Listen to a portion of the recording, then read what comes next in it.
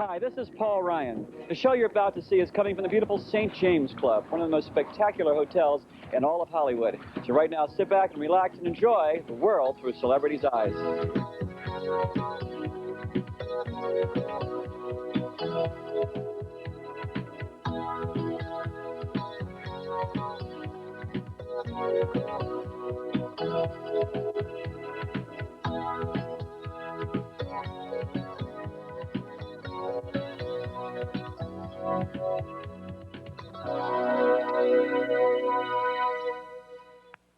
As a child, my guess was like any other typical 10-year-old American boy, if you consider starring in your own television series, typical. Now, if you don't remember him as Corky on Circus Boy, you will definitely remember him as one of the greats in the international phenomenon called the Monkees.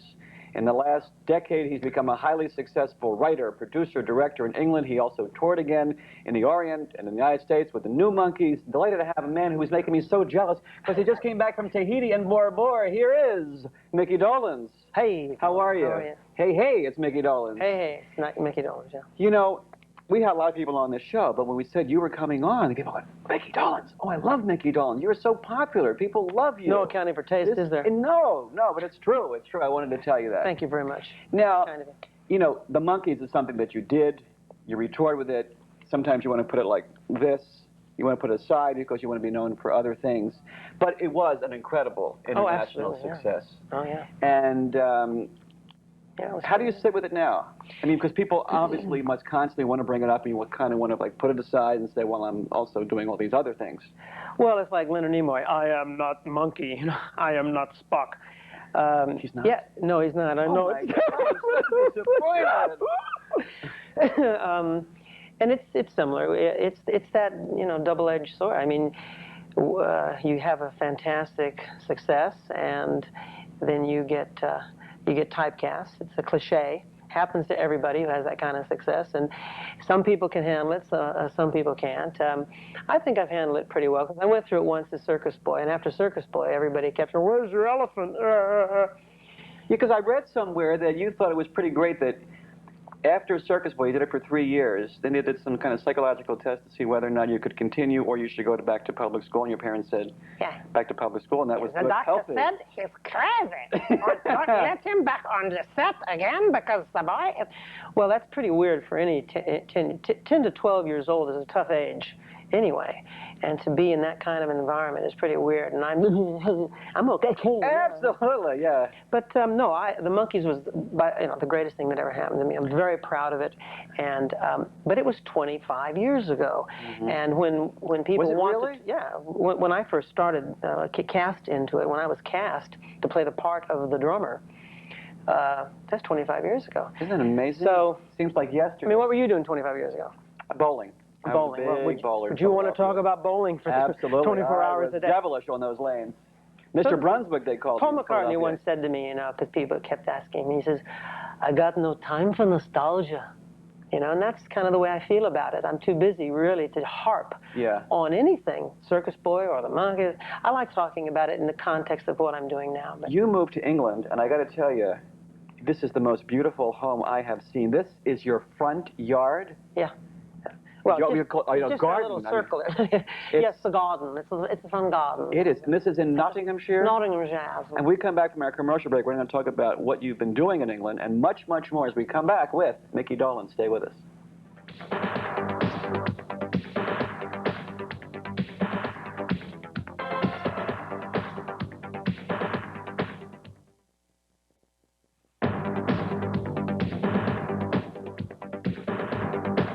I just mentioned at the beginning of the show that you just came back from Tahiti and Bora Bora. Yeah. Describe what that must be like. Coming back? No. Being there. Being there. Being there. Yes.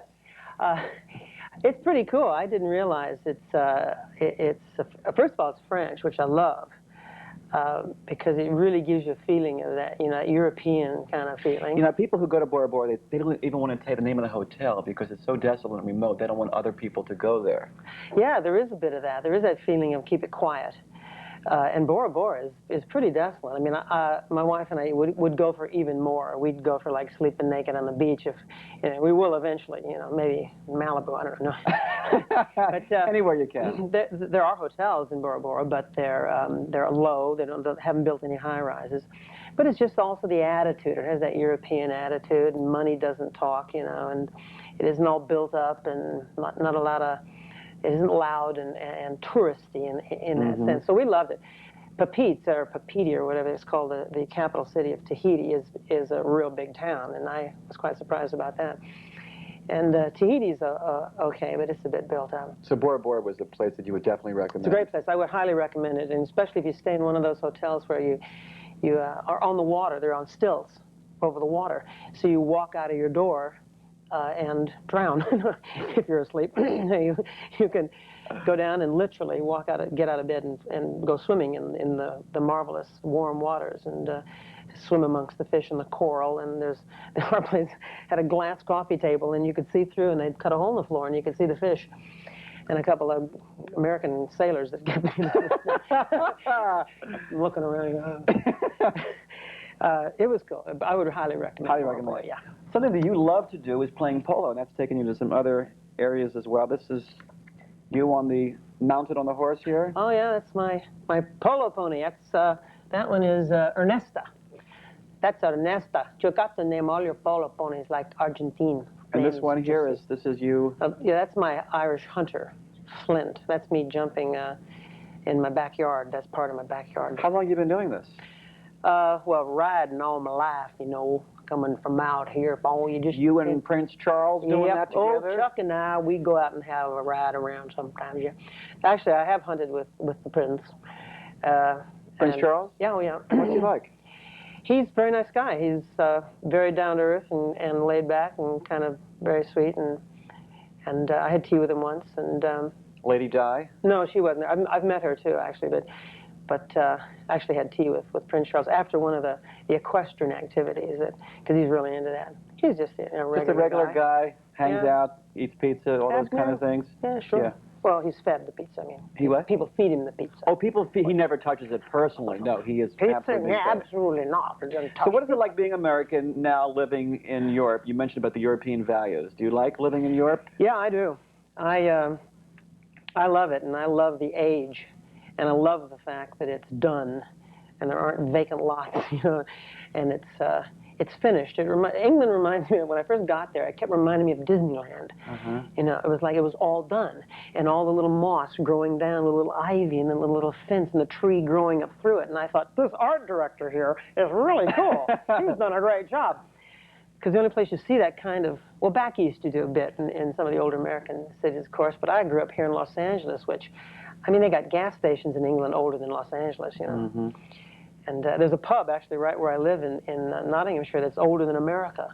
It's still there. It's a pub, Same guys there drinking beer. But can you imagine, 200 and something years ago, hey, you hear about the New World? Ah, bull, there's no New World. You're going to sail off the end. No, really, they're still drinking beer and throwing darts there. Going from England to the Orient, because about 3 years ago you went on a tour. You went to Singapore and Tokyo. Yeah. What's life like for you in the Orient? I quite like the Orient. I especially like Japan. Other parts of the Orient, I don't know. I haven't spent a lot of time there, but I'm not quite as Tokyo. Kyoto, Osaka, and Nagoya. I mean, Japan is just, well, it's a lot like England in a way, because it has that island culture, and it has that island mentality. There's I don't know how to Tokyo's describe so hip. Yeah, and it is, yeah, and they excuse me, they have this sense of that's that Tokyo cough. the sense of privacy and keeping your own space. We talk here about letting everybody have their space. Well, in Japan and in England, there's also that sense of if you don't, you have to leave everybody else alone because you're so close together. If you started intruding on other people's space, you know, they'd have killed each other 1,000 years ago. And I think that's what people talk about the English being aloof, and it really isn't. It's just this sense of privacy. How interesting. Detachment. You would not impose your presence or your noise or your voice on the person near you because it's so close together. You know, it's the size of California. There's not a square inch that isn't either farmed or somebody's living on. The English would probably say, "Excuse me, Mickey, we're going to a commercial break now, but we're coming right back. Absolutely. Stay with us. Marvelous. Come with us. Right back to Micky Yeah. Dolenz."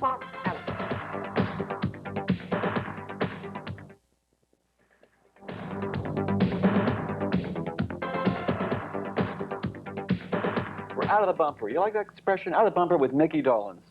Yeah, what You does want to that sit there mean? because you're a director. You know these Don't things. use the term bumper in England. You don't use the term bumper. bumper. What do you No, I don't term know. it when you What's come out of a break with the little 5-second visual? Tease? Oh, a No, tease. I don't know. No. I don't know what they call it over there. Maybe it has no name. Maybe it's no name. No name, yes. The bumper with no name, yes. Now, we have a little clip, because we have some people that interviewed about what they remember about the Monkees and try to get them to sing the song and whatever. So we have a little clip that we're going to go to and take a look at that. Are we? Are we? Are we? Okay. People on the street today. In 3. In 3. Two. In 2. In 1. I like them all, but my favorite would probably have to be Micky Dolenz. He's a smooth talker. Micky Dolenz. Micky Dolenz. I love Daisy was real cute, but Mickey I kind of like. Peter Tork. Peter, I like his personality. He has nice personality. I like them all. Peter Tork. I think I like the hat a lot. Davy Jones is my favorite monkey. Why? Because all the girls liked him, and I wanted to be like him so that all the girls would like me. Probably Micky Dolenz. He seemed like the most spontaneous of the bunch, the most fun monkey. I like them all. But not really. I like them all. Funny stuff. So do you love directing and writing and producing and all those wonderful things now in your life? Oh, yeah. Yeah, I did. Creative. I started directing on the Monkees. That's when I started, under the watchful eye of Bob Rafelson, who was the producer and the director. And that's when I decided that's kind of what I wanted to do. And that's when I went to England, was shortly thereafter, and started directing there at the BBC. And where have you been to in your life that you went, oh, God, this is beautiful. I love it here. I quite like El Monte. No. I do, too. That's funny you would mention that. I'm big sorry, on that's it. La Cañada. Yeah, it's wonderful. No, But you know what I mean. You look at a site, a building, a sculpture, an art, something. Well, it's funny because I have traveled so much in my life. I've been very fortunate to travel, but unfortunate in the sense that every time I do travel, it's usually been working. And on tour or with the Monkees, it was useless. Non-stop, yeah. I mean, you know, it was, if this is Tuesday, Belgium. I have no idea. If this is Belgium, I must be Tuesday. So that's what they should have named them. Yes, could have probably done a lot better. If, in a sense, you travel, but you don't get any sense of traveling. And it's like you could be sitting in a limo and they're just running, you know, those like things that go by you, and it's, oh, where are we today? So Mickey, when you were in those limos and there's all those people around, what is that feeling like inside? When you hit them, it's nasty. It's a nasty. I don't want to talk about that. It's not a pretty sight. But you know, when you're sitting in and all these people are around you, and you're, you know, adulated and loved and adored, does it mean anything to you inside? Only at first. I mean, the first couple of times it happens, like anything else, it's like, wow. But like anything else, it gets to be mundane, and then it becomes boring, and then they're just people that are in your way, and please, I want to go home. Can you imagine coming home from work every night, and you can't get out of the lobby, or every night you're trying to get out and go home, and so that does become an irritation, and it's unfortunate because it's part of the program. You've got to get used to it. It's part of. If it's too hot, get out of the kitchen. I was curious because you called today and said, please have fans surrounding the hotel when I arrive, and I just wondered if it lingered with you at all. No, some people, No, I don't need that. I crave anonymity usually. But you have to accept that as part of the job in a way, and as long as and when you're out in the public, I mean, it is part of it comes with the set lunch, as they say. You have 3 lovely little girls. You must care about the world and what's happening with it for your children and for yourself. And many celebrities have come out and they've talked about preserving the world and Getting the heavier, are we, environment. Will? Yeah, but you might have like a Getting little heavy, huh? seedling, a little seedling. Seedlings. Yes, they may grow. I got lectures. Yeah. No, yeah, I'm of sure you course, care about yeah. what's happening in this world. Yeah, of course. I mean, of course I do. And I'm torn and always have been between, you know, what's happening and what should happen. And, you know, many times it has to get worse before it can get better. You know, we have to learn our lessons, and you can't legislate morality. Again, part of the reason I love Europe is because in many ways they've gone through their adolescence and grown up, and they don't poo where they eat. You know, not all the time, of course. They have their problems too, but there's more of a social consciousness and a social philosophy. But my philosophy about it is in a way, we have to go through whatever we're going through kind of naturally. And part of that is poisoning ourselves and putting our hand in the fire and then going, oh, geez. Yeah. Well, because you can't teach a child that. You can't tell them. Self-discovery. Don't do this, you know, because, yeah, self-discovery. And in a way that has to happen. And if you want to get down to my real nitty-gritty, my philosophy, you know, I'm not so sure human beings are supposed to be around sometimes, you know. If we're that bad, if we're that nasty to each other and to the planet, maybe we're not meant to be, you know, an organism. Maybe a million years from now, it'll be like, oh, there was this organism like that went extinct because it wasn't right. It was. But I want to be here. In a million years. I want to be here in a million years. Yeah, well, yes. well, don't we all? So I actually have, you know, that's occurred to me too, that you know, maybe we're like a bit of a mutation, you know, Yeah. one of the little branches of the tree, like the dinosaur, or like the little bugs you see in biology classes that didn't make it because they weren't suited, they weren't right for the planet. The planet ain't going to lose, you know. Well, that's why traveling is so important, because we realize when we see the world how important it is to preserve it. Well, I got that sense of global village, you know, very young. Very, very young. It's like when you have a television show, a talk show, you have to have the components. You have the show and you have the commercials. If we don't honor those commercials, there's no show. We're going to honor that. Commercial break right now and come back with Micky Dolenz. Stay with us.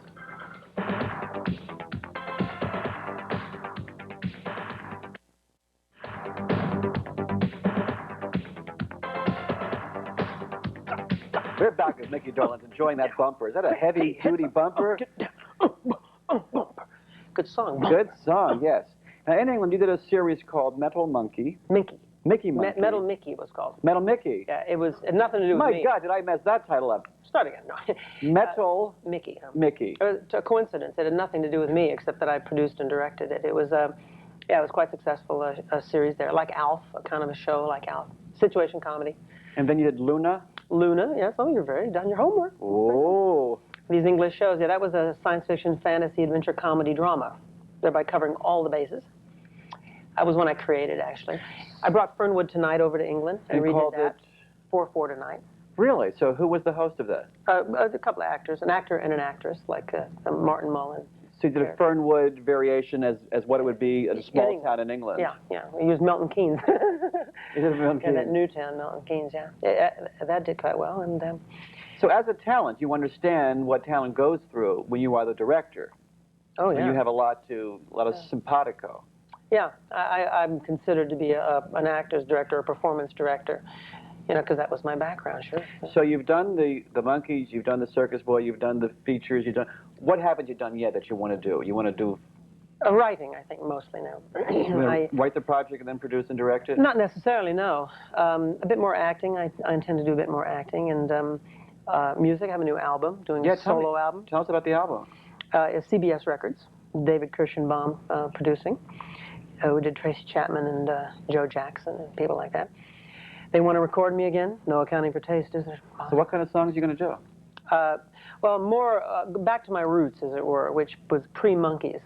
Because in the Monkees, remember, I was cast as an actor to play the part of this drummer and lead singer. And though I'm very proud of all that, I mean, it not necessarily would have been the material that I would have picked. Before the Monkees, I was doing heavier rock and roll. I was doing, you know, the Stones and Otis Redding and, you know, Wilson Pickett, Louie, Walking the Dog. On the dock of the bay. Yeah, well, I was doing much more rock and roll. Chuck Berry. In fact, my audition piece for the Monkees was Johnny B. Good. And that's what I was doing. So I'm going to go back to that. I'm not going to obviously do old rock and roll songs, but do stuff with maybe a little more of an edge to it or something. We happen to have a 40-piece orchestra upstairs. We're We could do the show right here. Back you doing Johnny Be Good. So you happy in your life? Oh, yeah, quite.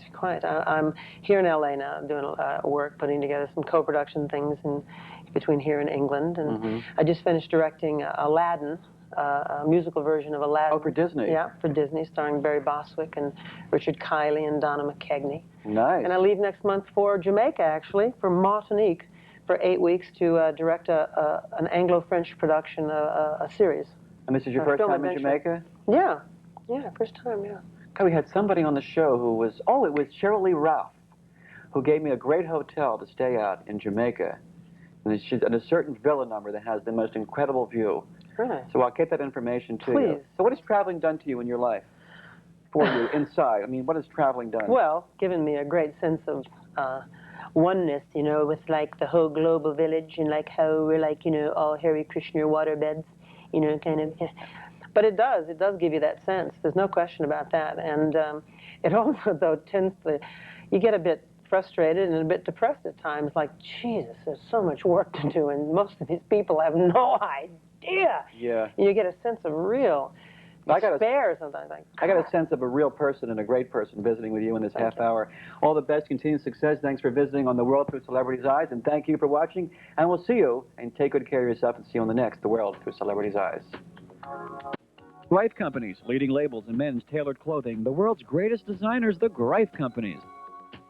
Celebrity transportation provided by VIP Limousine. If you're looking for the ultimate, call VIP. Accommodations provided by the beautiful St. James's Club, located on Sunset Boulevard in Los Angeles.